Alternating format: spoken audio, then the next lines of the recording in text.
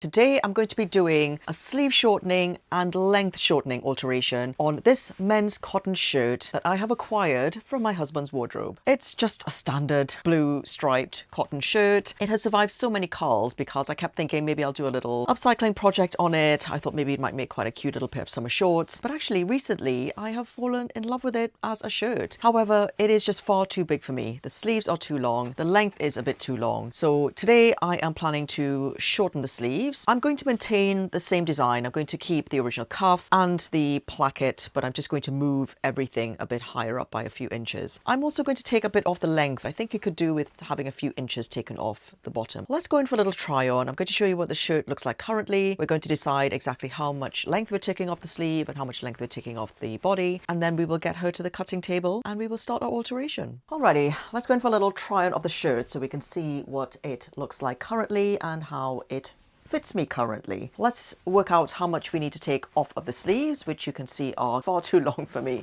and also the length. Now, I feel like I just like to wear this shirt with the sleeves a little bit scrunched up. So it doesn't have to be fitting me exactly perfectly like a long sleeve, although I suppose that might be handy. The way I've been wearing it up to now is just turning the cuff back by one fold and then just sort of scrunching the sleeve up like that. I just like how that looks because it means I can wear a watch and some jewelry and it just shows them off perfectly. Now, if I take the cuff up by just one cuff's width, what we'll have is this. We'll have the sleeve still being a little bit long, like going just past my fingers. If we take it up by 2 cuffs worths, very scientific measurements here, what we'll get is it sitting somewhere around there, which would fit me perfectly as a long sleeve. And if I were to bunch it up from there, that's what it would look like. So I think we maybe go ahead and shorten it by 2 cuffs worths. As far as the length, generally I think I would wear this tucked in. Possibly I would also wear it buttoned open, almost like a shacket or something like that, if I'm layering with something else underneath, or I'm using it for a bit of sun protection or something like that. But generally speaking, I think I will be tucking it in. At the moment it is fairly long, and wearing it with a pair of shorts like this, I think the ideal length for me would be to have it where it sits just a little bit above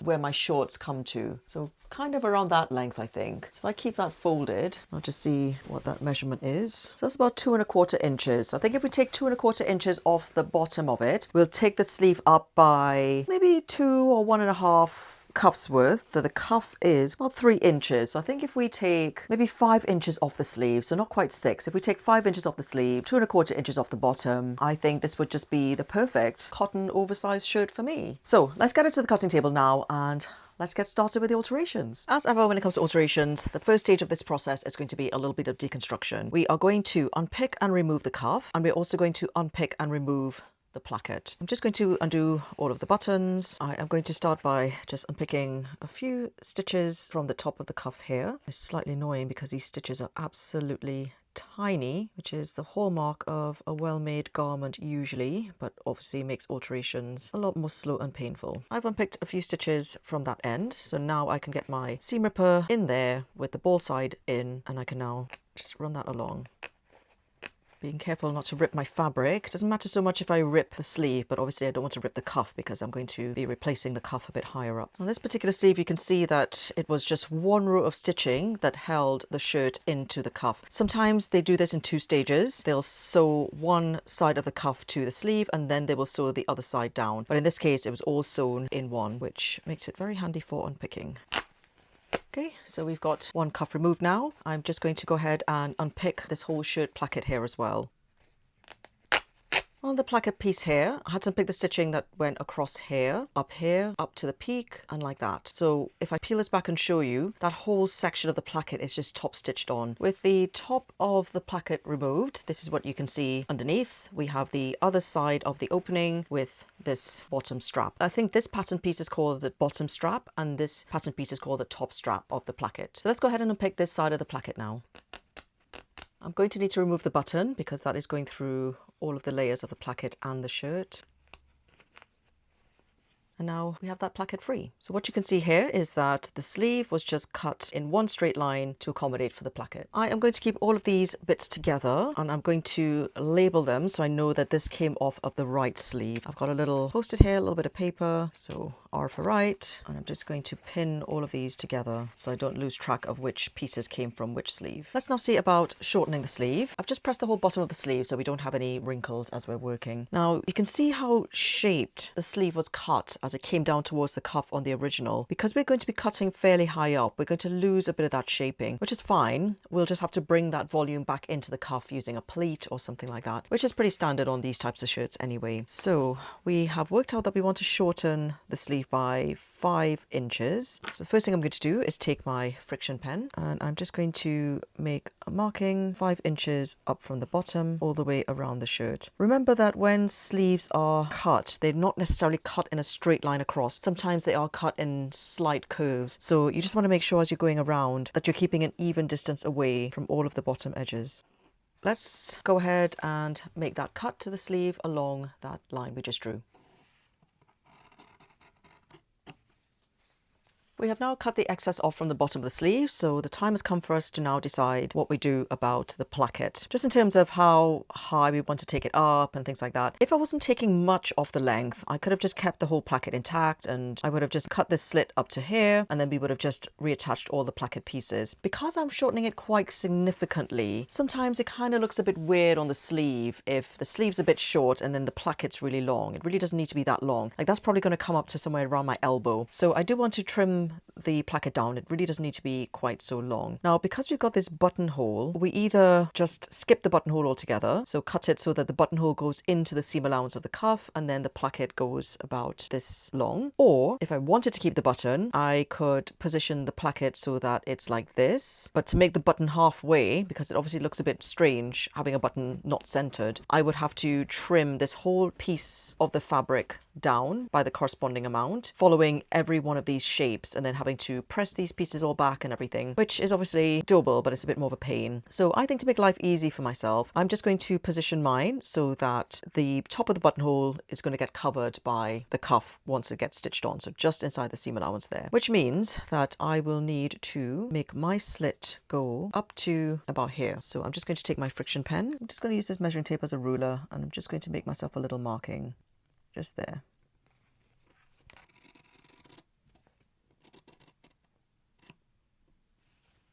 With that cut, let's see about reattaching all the placket pieces now. We're going to start with the bottom strap. That was the one that we unpicked second. So that's the one that we're going to sew back on first. Now, the way they did this was to sew it all in one. They didn't do it in 2 stages where they sewed one side and then the other. So I think we can just do the same. If you look at the back of this, the bottom bit of it was cut a little bit shorter than the top. So we're going to be aligning that step with the opening of the slit that we just made. So I'm just going to pop that in there like that. We're going to fold that over and then we are going to take it to the machine and we are just going to stitch along that line. If you like, you can just pin it in place like I have, just to make sure that you are going to be catching the top and the bottom when you sew, because obviously we're going to be sewing a bit blind on the bottom side. So let's take this to the machine and let's just stitch down that edge. I've got the sleeve inside out just to make it easier to sew without any other fabric getting in the way. At the end of that process, this is what we have. Let's now go ahead and do the top strap. We're going to do it in a very similar manner. Just here where we've got that little step in this pattern piece here, we're just going to place the step just at the top of the slit opening. We're going to just put the placket together like that. We are going to take it to the machine. We are going to sew from the bottom here, come up, go up to the point, down here, down like this, and then across. And then back stitch. So now just onto the top stitching part. Got to lift the presser foot and pivot the fabric.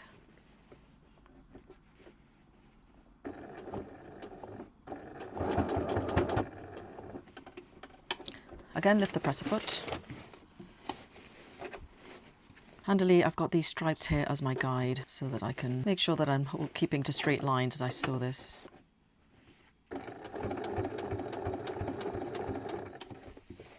So now I'm going to come down like this.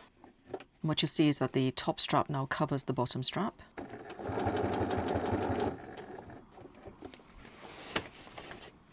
And now I can come across this way.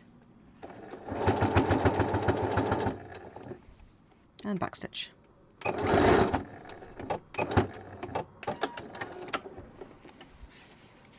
At the end of that process, that is what we have. That's what we're looking like. We've got the placket opening like this, and we can now go ahead and just trim off all of those excess bits from the bottom. Just going to do that with my rotary cutter, obviously making sure I'm not cutting anything underneath accidentally.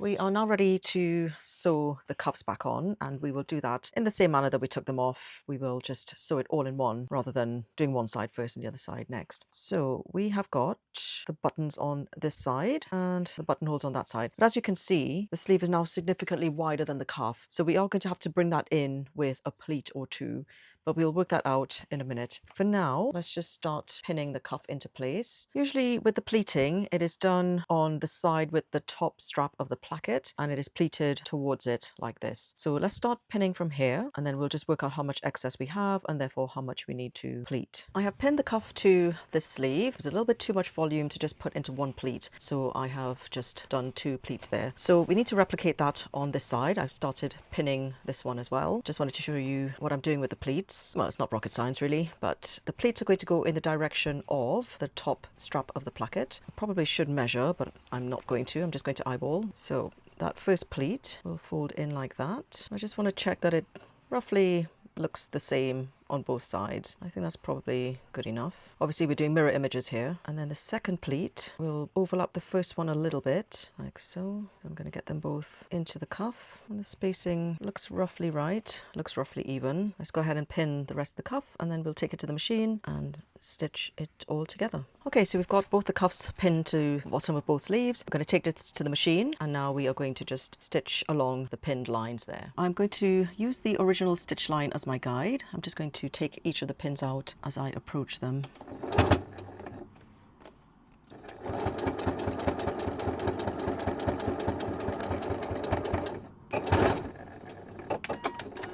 We've got the cuffs done. That's what they look like.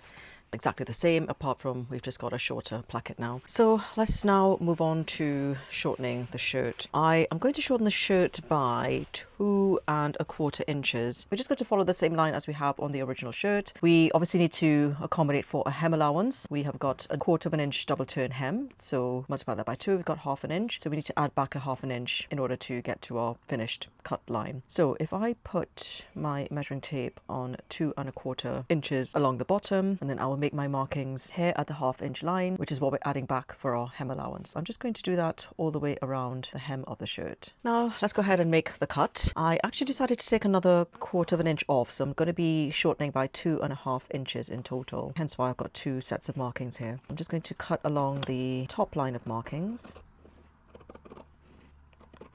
So now we're just going to do a simple double turn hem. So we're going to turn 1/4 inch and then turn again 1/4 inch. Because we're going around some extreme curves here, I am going to take this to the iron, and I'm just going to pre-press the first turn, which will just make it a little bit easier as we come to take it up to the machine. Now, particularly here at the bottom of the openings of the shirt, it's quite bulky because we've got a whole button stand which is heavily interfaced, and then we've got a double turn. So we've got several layers of fabric that need to turn on itself here. I've just opened the stitch on the original hem just to have a look at what they've done. You can see that they've pressed this corner in before doing the first turn and then the second turn. That's to avoid having a bunch of bulk here and then bits of the seam allowance showing on the right side. So I have done that same thing in my pressing. I have turned the corner in like that, and then I've done my single turn, and now I'm just going to do the double turn at the machine. I'm just also trimming away just the little bit of bulk from the bottom of this button stand here.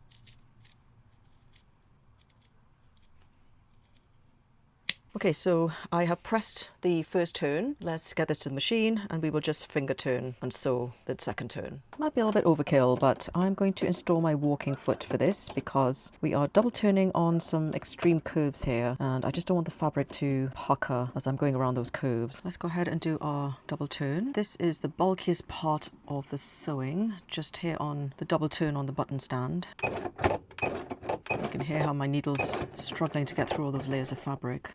So I may just have to help it along a little bit.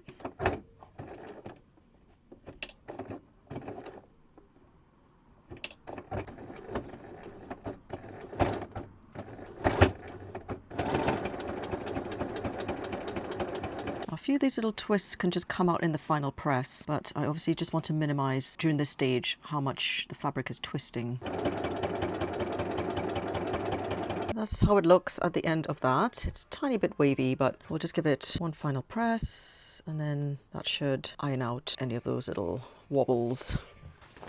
And there we have our finished altered shirt. I know it seems like a fair bit of work for what looks like no difference at all, but that is just the nature of alteration sometimes. It's more about the fit and getting that exactly how you want it. The only last thing I will do is just move the buttons on the cuff a little bit in, just to tighten up the cuff a little bit, just because I like to wear the shirt scrunched up on my forearms here, so I'm just going to move the buttons so that the cuff is a little bit tighter. And then that's it. I think we can go for the final try on and see how she looks now. And now here we go for the try on of our newly altered shirt. The sleeves are still a tiny bit long, but not as bad as they were previously. I envisage that I'll most likely be wearing this shirt with the sleeves scrunched up anyway. The cuffs feel nice and snug on there now. It doesn't feel like they're going to be constantly falling down. And the length, she could have done with being maybe a smidge shorter, but yeah, I can live with that. So anyway, I hope you found following this alteration useful. If you did, please remember to give the video a thumbs up and subscribe for more sewing tutorials, vlogs, and other fun bits of content. Thank you so much for watching. I'll see you in the next video.